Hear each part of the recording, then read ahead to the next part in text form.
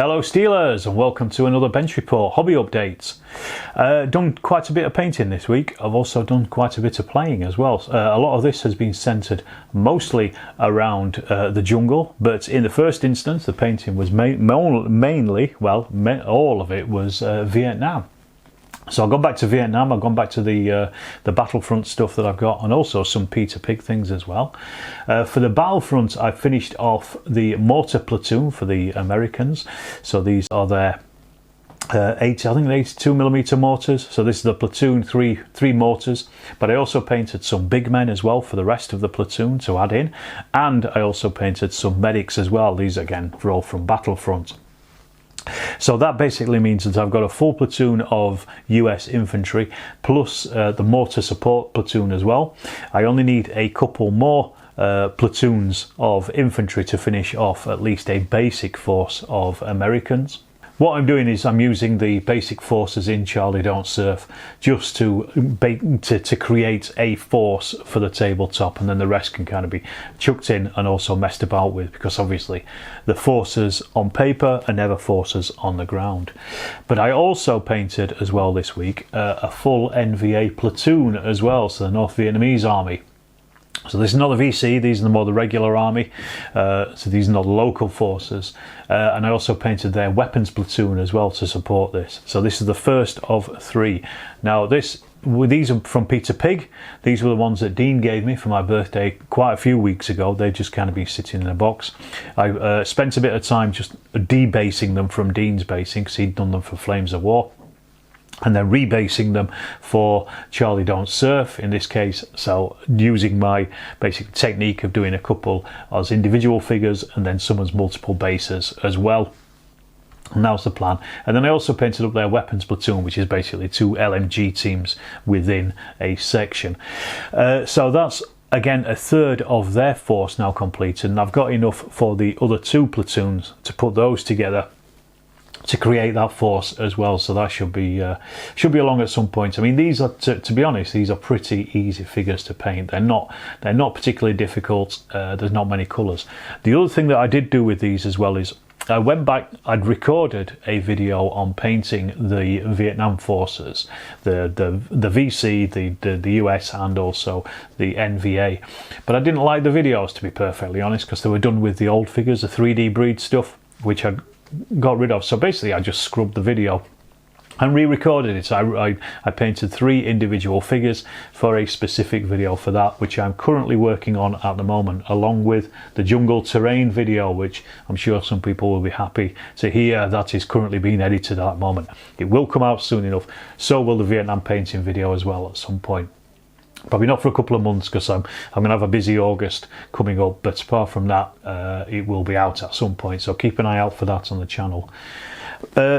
Keeping with the Vietnam 3 theme, I actually went to the website of Battlefront and I got myself those two rifle platoons of the US that I am looking for. So I've actually got enough figures now for the US just to finish those off. So they'll just need painting. I've probably got enough other figures as well in there, which I'm also going to paint up, and I'm going to just sort everything out into units. As I say, I'm trying to make those basic units at this point. So there's enough there, I think, for me to be going on with for now. So hopefully it won't be long before I can do some Charlie Don't Surf at some point. Also in the in the post, I got a cheap airbrush as well. This was just about 12 quid. Picked it up off eBay. The reason was because I wanted to, and I didn't get them completed, was I was working on some of the Huey helicopters. I got some of the plastic ones a while ago, so I put those together. But also I put together one of the hogs as well, the resin and metal hogs that Dean had given me for my birthday a few weeks ago, and I dug out some of his other ones as well, which just needed some repair. And I thought, rather than paint them with a brush, I want to try it with the airbrush. Now I've had different levels of luck with airbrushes in the past. So I thought a new one might actually help, and it did actually work. And because it was so cheap, it doesn't matter if I knacker it up, because I seem to get to a point with airbrushes where they just stop working, and no matter what I do, and you will probably say things in the comments, oh, have you tried cleaning it with electric cleaner, you tried cleaning it, you know, with XYZ, and yes, I've done everything, and they just do not work, and they get blocked, and I don't know what it is. I don't know if it's me, my cack-handedness. So I thought I'll try it out again, and it did work, and it worked quite well, but I just didn't get those finished off. But that's the way it is, isn't it? The other thing I got in the post as well was this. I mentioned it last week. I'd actually bought this a couple of weeks ago. This is from Helion Company. This is the Best of All Appointments, the evolution of Infantry Brigade Command in the British Army on the Western Front, 1915 to 18. This is written by Roger Wood. I think Roger was actually in my master's degree class when I did my degree on the First World War over 10 years ago now. I finished in 2013, and I think Roger was in it, and I've got a feeling that this is Roger's PhD thesis basically. So he went on and took it up to the next level, whereas I didn't, but and then he's also produced his book on it. So I'm looking forward to this. This should be a really interesting look at the development of Brigade Command, which I think is pretty much overlooked by a lot of historians, and also just in general, you know, good deep dive into it from a PhD thesis point of view. So that should be an interesting book. And again, great service from Helion and Co. You know, if you are buying anything from them, you know, expect good customer service. They got straight on it, sent that out as so I've now got 2 books from them, price of 1. Can't beat that. The other thing I got in the post as well was this, a dust cloth here, and also this decorator's cork as well. Cork, I don't know how you pronounce it. I've never really said it out loud. The reason I've got this is not because I'm going to do any decorating with it. We are decorating, but not with this stuff.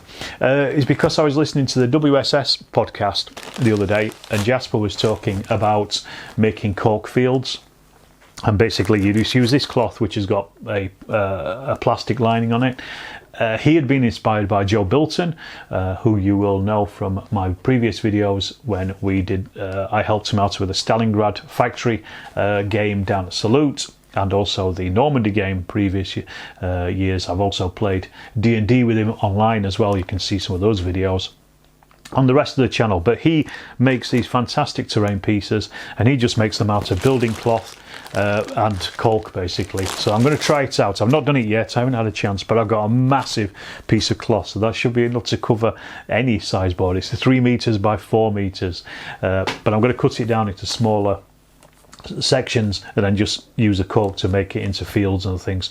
I want it to be quite flexible, which is why we've got the cork, and also quite light as well, because I've got a load of fields, but they are quite heavy. So I'm thinking about, you know, re-upping my fields at the moment. We'll see how it goes. I'm going to experiment, and then if it's good, I'll talk about it. If it's bad, I'll not say a word about it.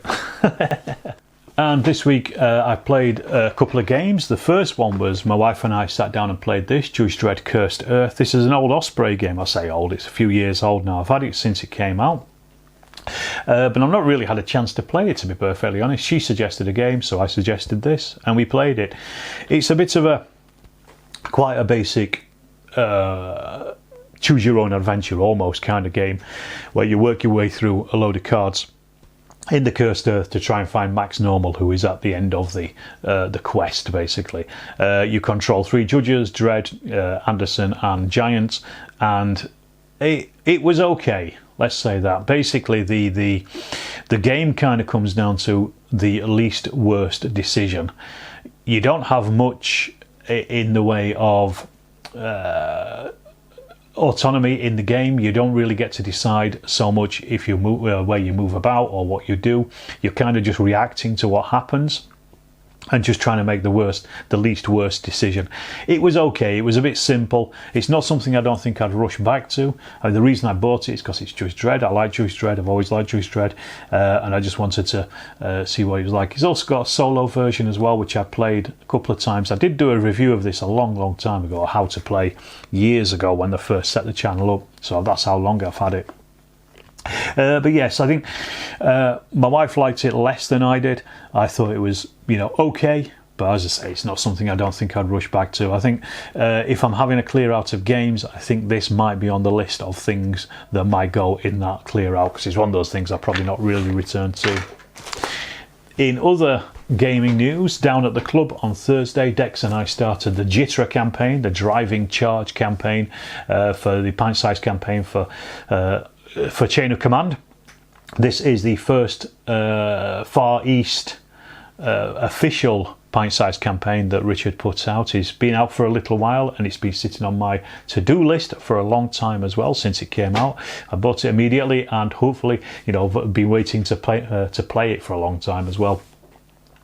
Basically, in this one, I think it was I can't remember which was, Punjabs were holding a bridge and trying to destroy it. He had this is Dex. He had a countdown timer.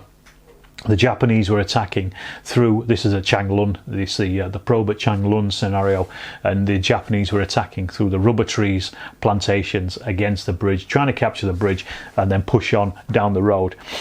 You've got two choices in it. You can either take a campaign turn and do a reconnaissance and then play the game across, so it's a shorter table, or you can just push straight into it and then do an attack straight down the line. I went for the attack straight down the line instead of waiting a turn, which is probably the worst thing I could have done. I should have waited, really, to give me a bit more of a tactical ability. We rolled for a monsoon. There wasn't a monsoon, so I didn't get the jump on him and I didn't get the initiative. What happened was, you're not allowed to cross the river because of the monsoon. I was unable to actually get any of my jumping off points across the river in the first place. So, unfortunately for me, it basically meant that everything was bottlenecked into the attack across the river, and he deployed very well, even though I had a 0 attack. He deployed very well on all three, on the two flanks and also in the centre as well, and just shot my men to pieces as they were coming across the bridge. I should have been a lot more aggressive. I should have pushed my jumping off points a lot further forward. I kind of felt I wasn't really doing the best job I could have done, and I think we talked about it afterwards, Dex and I. Dex has written up a really good after action report. It's on the Chain of Command Facebook group. Go and find that. It was one of the latest posts that was on here. You'll find it if you just search for his name, Dex McHenry. You'll find him on there. But a really, really good game. I mean, I got my arse handed to me completely. I lost 11 men, but I did give him a bloody nose because he lost 8 men by the end of it. So we both kind of, you know, went at each other quite heavily. So I give him some grief, but not enough to get me across the bridge. And as I say, if I were to play that scenario again, I would have pushed beyond. Unfortunately, he blew the bridge, so that means he now retreats to the next scenario, so we don't have to play this one again. He retreats to the next scenario, but because he's blown that bridge, it means I don't get any armour in the next scenario at all. And also my command points, my 4 support points are actually lower than they were going to be as well. But as I say, absolutely brilliant game. Really enjoyed it. Really interesting scenario as well. The Indians were green, mine were experienced jungle fighters, but I still could not get forward. I just needed to be that little bit more aggressive. I think my problem is I'm still kind of playing as the Australians in the previous Malaya 1942 pint-sized campaign, so I'm kind of playing defensive. I'm not really thinking about being aggressive. So I'm going to switch it up for the next one, and I am going to kick his ass. Unfortunately, because I'm away and Dex is also playing another game next week, it won't be for a few weeks until we get another game out. But that's been it. That's been the playing side of things. That's been the painting side of stuff, and that's been the stuff that's in the post. So I hope you enjoyed this video. As always, if you have, please do hit that like, subscribe, and that notification bell, because you'll then get told when my next videos are coming out. I'm going to put out another video next week, next Friday. I'm not sure which one it will be. Yeah, it might be painting Napoleonics. It might be an old group battle report that I recorded a while back. So keep your eyes on that. I'll have a think about it over the weekend, and you will see it on Friday, unless you are a Patreon or channel member, and then you will also see it on Monday, ad-free and early access. So if you want to find that out, go and check out the Patreon and the channel memberships, and I'll see you in the next Storm of Steel video.